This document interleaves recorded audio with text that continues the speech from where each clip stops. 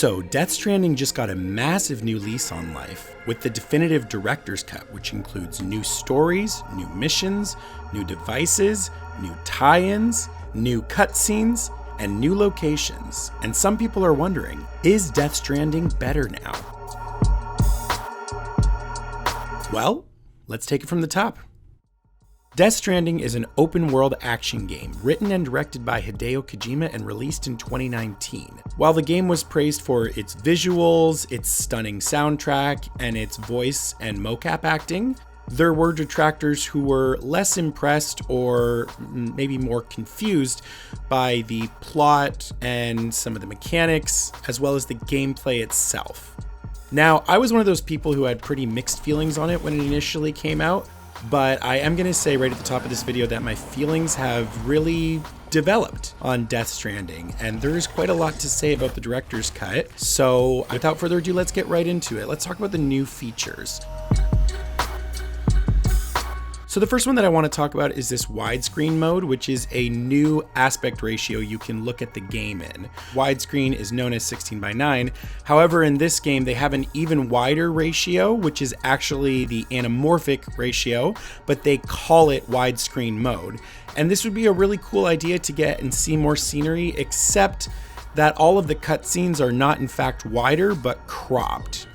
So I had really mixed feelings about this because as much as I enjoyed seeing that wider scope, I thought it was pretty lame that the cutscenes aren't wider, they're in fact actually more cut off now. So I do feel that this is one addition to the director's cut that does not necessarily improve anything.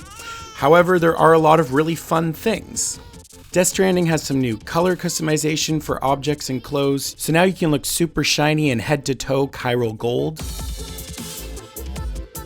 Hematic grenades seem to plume more now, and when you go through them, you come out a lot bloodier. It's a pretty neat looking effect, and I mean, like, you come out bloody from these things, like, yeah.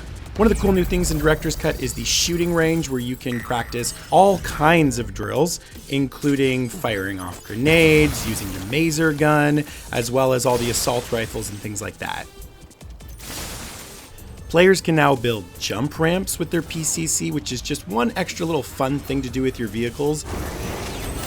It's really cool getting to do these tricks, although I will say there was a little bit of a learning curve. If you approach them at too slow a distance or at an awkward angle, it doesn't quite go your way.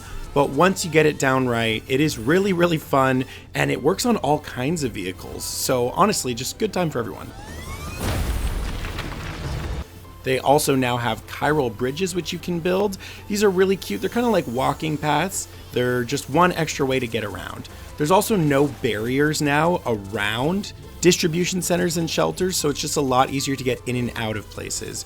Gravity gloves are a new addition. They basically run off of batteries, and they help just snap things right into your hands, and you can put them straight on your back. It's great for carrying things. You can also now pick up things without getting off your bike. The gravity gloves can be especially helpful when trying to do some kind of a run in a heavy BT area.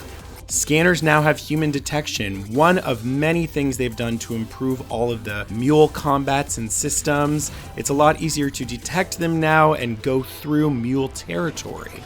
These two features are part of the Half-Life and Portal add-ins, which also feature some cosmetics.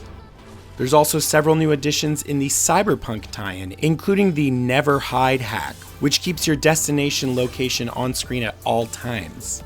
Finally. Users can now also temporarily disable sensor pulls at mule outposts, making it a lot easier to sneak around and even straight through. Some new cosmetic additions from the Cyberpunk universe, including a motorcycle and V's face pattern. And what's ironic about this is the Cyberpunk face pattern actually looks better in Death Stranding than it does in Cyberpunk. So, well, there you have it.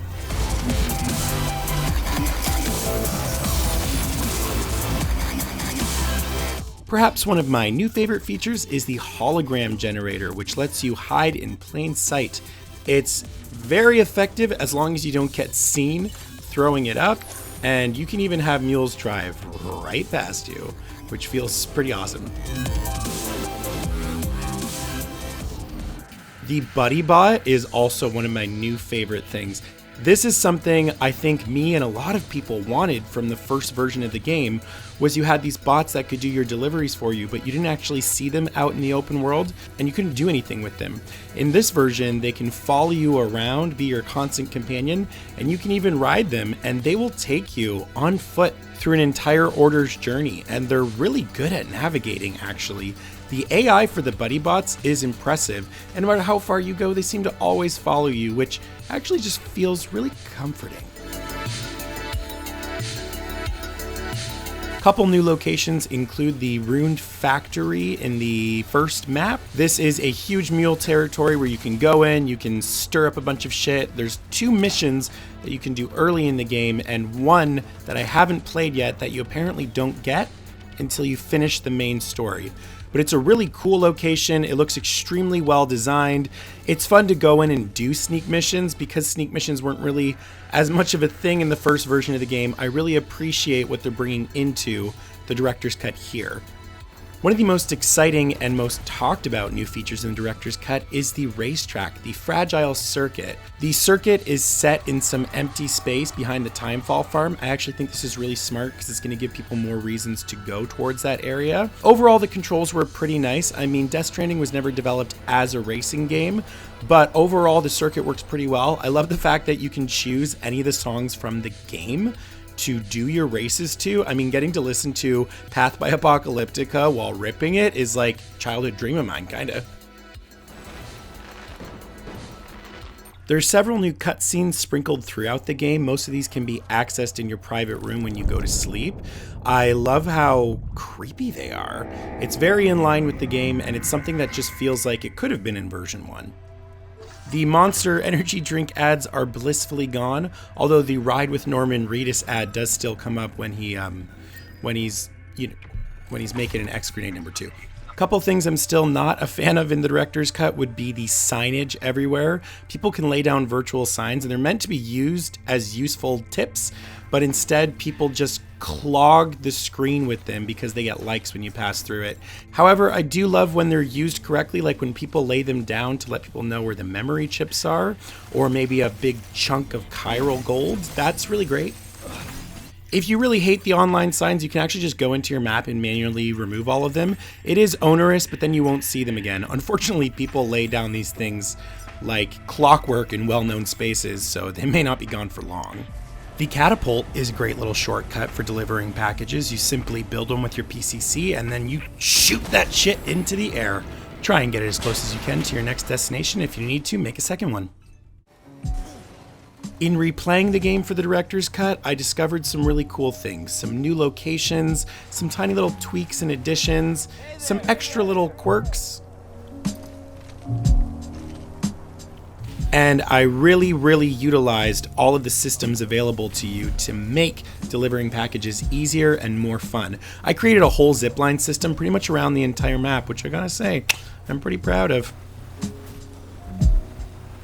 The game is visually gorgeous as usual, but especially on PS5. I mean, just look at the water. You can always judge a game by its water physics, and just look at the reflections, look at the ray tracing, look at how Sam interacts with it. The water is just so real and lived in this game, and it's beautiful. Even the way you get droplets on your screen, it's so real.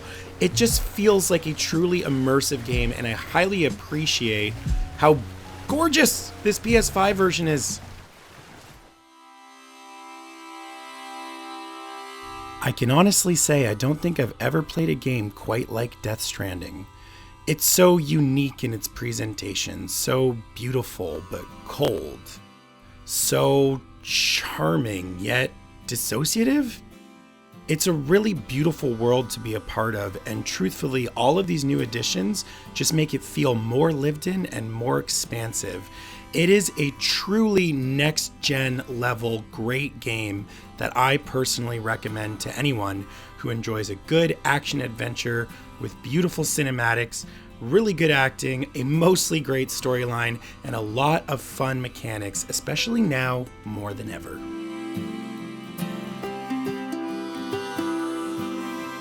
Listen, I have had a full ride with my experience playing Death Stranding. I got it when it initially came out, and I had very complicated mixed feelings on it. I remember just powering through the story because I just felt myself getting bogged down and tired by all the endless deliveries. I was also heavily underutilizing tools like the ziplines and the bridges, something that I found I use a lot more this time. The other thing too is the very first game that I played was on a server where people didn't seem super involved. Maybe because the game was new and people didn't quite understand how much comes out of actually building the roads and building the bridges and adding to other people's structures. When I initially heard that there was going to be a director's cut, I did not think that I was going to play it, not necessarily. And then when they actually released a gameplay trailer with all the different features, I thought, I need to know. I need to know what this is like. I need to make my own assessment of the original game versus the director's cut.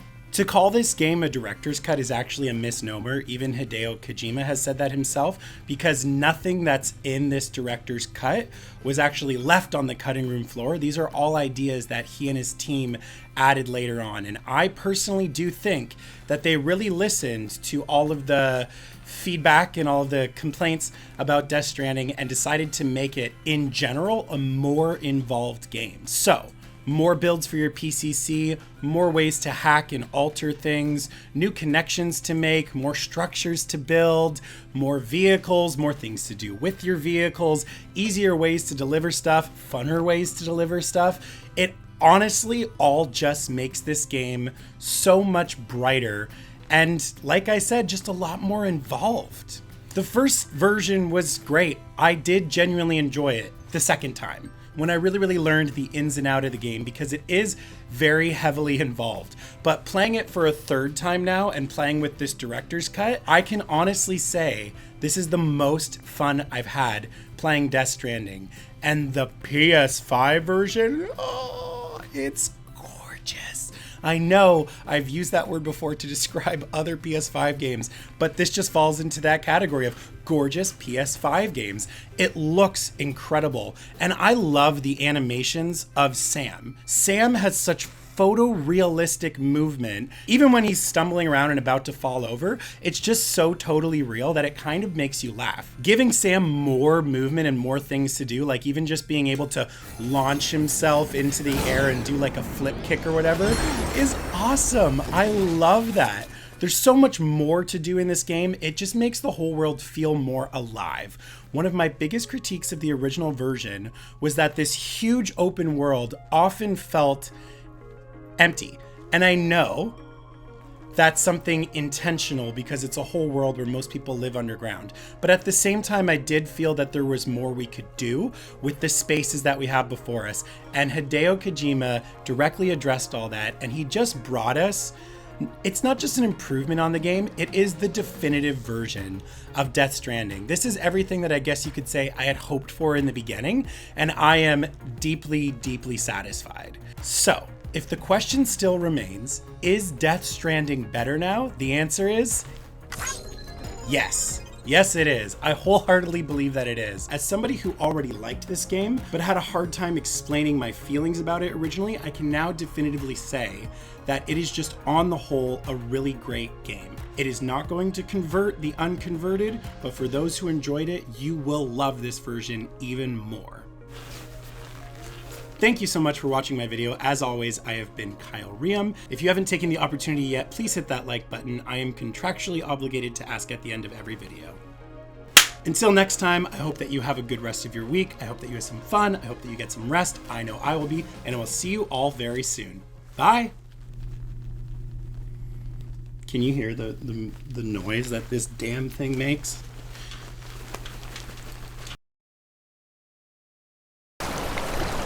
Remember iPhones? They're great.